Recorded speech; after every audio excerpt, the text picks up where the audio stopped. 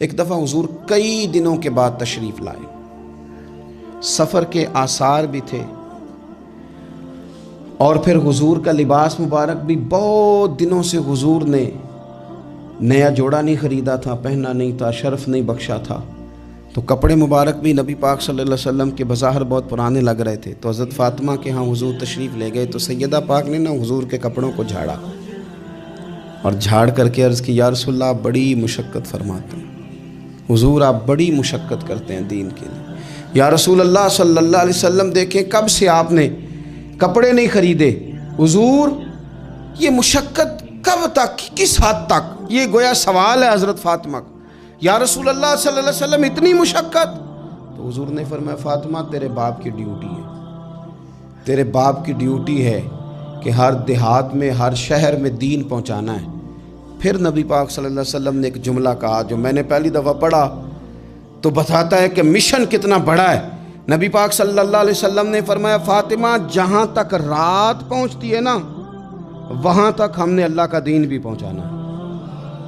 جہاں تک رات آتی ہے نا، جہاں جہاں رات پہنچتی ہے وہاں تک رسول کریم کا دین بھی پہنچے گا۔ حضور صلی اللہ تعالی علیہ وسلم نے یہ انداز حضرت فاطمہ کو سکھایا کہ جہاں جہاں رات پہنچتی ہے وہاں وہاں دین بھی پہنچے گا، وہاں وہاں یہ دین پہنچ کر کے رہے گا۔ اب آپ اندازہ فرمائیے، اتنا بڑا مشن تھا، اور اس میں سیدہ فاطمہ الزہرا رضی اللہ تعالیٰ عنہ ساتھ حضور کے وقت گزارتی ہیں، ساتھ رہتی ہیں۔ بہت زیادہ آسودگی والی زندگی نہیں، لیکن اس کے باوجود بہت زیادہ پردے کا اہتمام۔ با پردہ عورت کون ہوتی ہے؟ جو برقع پہنے اور سارا گھوم کے واپس آ جائے۔ برقع اس نے پہنا، نقاب اس نے کر لیا، اب جہاں دل کرے جائے؟ نہیں، یہ بھی با پردہ ہے، اس پر بھی کوئی الزام نہیں، لیکن جو اصل با پردہ عورت ہے وہ کون ہے؟ جو گھر سے صرف ضرورت کے لیے نکلے، صرف مجبوری کے لیے گھر سے باہر جائے، ورنہ اپنے گھر سے، وہ عورت با پردہ ہے۔ ایک دن نبی پاک صلی اللہ تعالیٰ علیہ وسلم نے صحابہ سے پوچھا نا، بتاؤ مجھے دنیا میں سب سے بہترین عورت کون ہوتی ہے؟ لوگوں کا اپنا اپنا رویہ ہوتا ہے، کچھ کا خیال تھا کہ جو قرآن پاک کی حافظہ ہو، کچھ کا خیال تھا عالمہ فاضلہ ہو، کچھ کا خیال تھا کہ بچوں کی تربیت ٹھیک کرنے والی ہو، دین جس نے بچوں کو سکھایا وہ بہتر ہے۔ سب اپنے اپنے انداز میں بات کرتے ہیں، لیکن حضور نے فرمایا تم نے میری مراد کو پہنچے۔ حضرت مولا علی شیر خدا فرماتے میں پیچھے بیٹھا تھا، ذرا میں نے گردن جھکائی اور چھپ کے، نہ ویسے بھی قد مبارک بظاہر تھوڑا چھوٹا تھا حضرت علی کا، کہتے میں نکل گیا، حضرت فاطمہ کا حجرہ ساتھ ہی تھا، جا کے میں نے کہا فاطمہ حضور نے سوال پوچھا ہے، اب میں کس طرح یہ بات کروں کہ مولا علی شیر خدا کا علم؟ حضور نے فرمایا کہ میں علم کا شہر ہوں تو علی دروازے ہیں، تو اگر حضرت علی بھی کسی سے مسئلہ پوچھنے جائیں تو پھر بتاؤ نا کہ سیدہ فاطمہ کا علم کتنا شاندار ہوگا، ان کے علم کا کیا مرتبہ اور مقام ہے کہ حضرت فاطمہ سے پوچھا جا کے، کہا فاطمہ آج نہ حضور نے سوال پوچھا ہے تو سب صحابہ محو حیرت ہیں۔ حضور نے پوچھا بہترین عورت کون ہوتی ہے؟ تو کسی نے کچھ بتایا، کسی نے کچھ بتایا، بات بن نہیں رہی، آپ ذرا جلدی سے بتائیں۔ تو حضرت فاطمہ کہنے لگی علی بہترین عورت پتہ کون ہوتی ہے؟ یہ آپ نے غور کرنا لفظوں پہ، کہا بہترین عورت وہ ہوتی ہے جسے نہ کبھی غیر مرد نے دیکھا ہو اور نہ کبھی اس نے غیر مرد دیکھا ہو، وہ سب سے بہترین عورت ہے۔ آپ میری بات پہ غور کریں، بس یہ حد ہے، یہ سیدہ فاطمہ کا پیغام ہے، یہ آج کے جمعے کا میسیج ہے۔ فرمایا نہ اس نے غیر مرد دیکھا ہو اور نہ غیر مرد نے اسے دیکھا، بہترین عورت ہے۔ حضرت سیدنا علی المرتضیٰ کہتے ہیں میں چپ کے سے آ کے پھر صفوں میں بیٹھ گیا، بات ابھی جاری تھی، صحابہ بات کر رہے تھے، میں نے ہاتھ کھڑا کیا، میں نے کہا حضور بتاؤں؟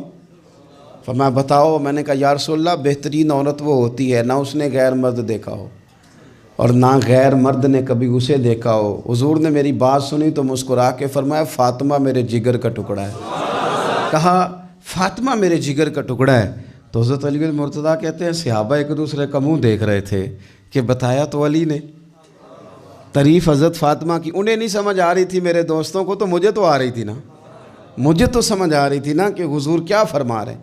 تو سیدہ فاطمہ الزہرا وقت وصال آ گیا، 6 ماہ حضور کے بعد گزارے پر آنکھوں سے آنسو خشک نہیں ہوئے، اور عجیب سیرت نگاروں نے باتیں لکھی ہیں، حضور کی اونٹنی بھی آ کے نا حضور کے بعد حضرت فاطمہ کے دروازے پہ بیٹھی رہتی تھی.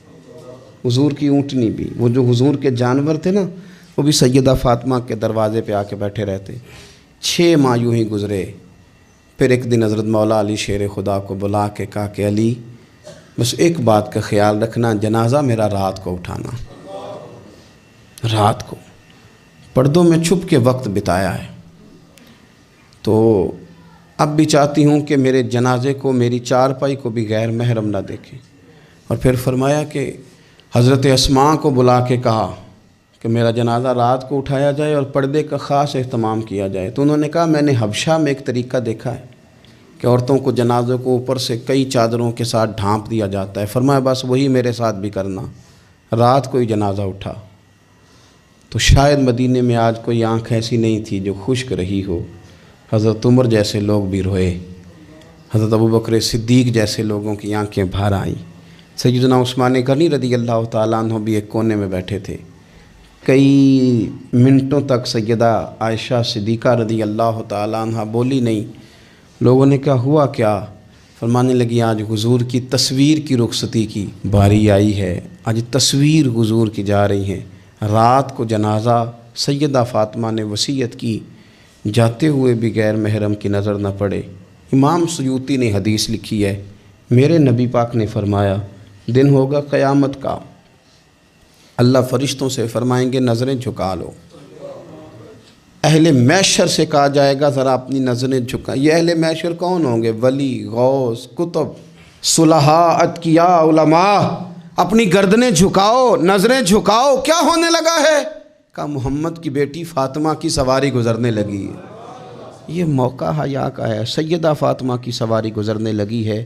یہاں چونکہ انہوں نے پردوں میں وقت گزارا ہے تو صبح قیامت بھی پردوں کے اندر وہ جائیں گی. میرے اعلیٰ حضرت فرماتے ہیں سیدہ زاہدہ طیبہ طاہرہ، اور فرماتے ہیں جان احمد کی راحت پہ لاکھوں سلام. جان احمد کی راحت پہ، حضور کی جان کی راحت ہیں سیدہ فاطمہ، جان احمد کی راحت. اور پھر فرماتے ہیں آب تطہیر سے جس میں پودے جمے، اس ریاض نجابت پہ لاکھوں سلام. وہ تو پاکیزگی کا باب ہے. ایک تو یہ کہ خوب عقیدت کا اظہار کریں، دوسرا یہ کہ اپنے بچوں کو حوصلہ مند بنائیں، تیسرا یہ کہ سچ کی عادت ڈالیں، چوتھا یہ کہ صبر کا ان کو سبق دیں، پانچواں یہ کہ پردے کی خاص نصیحت فرمائیں، اور اپنے گھروں کے اندر آپ پیار والا ماحول بنائیں، بچوں کے ساتھ احترام والا رشتہ بنائیں. حضور سیدہ کے آنے پہ کھڑے ہوتے تھے. اس طرح کا ماحول بنائیں کہ جس سے اپنائیت بڑھے. اللہ کے حضور دعا ہے اللہ تعالیٰ ان کے صدقے ہماری اولادوں پہ فضل فرمائے.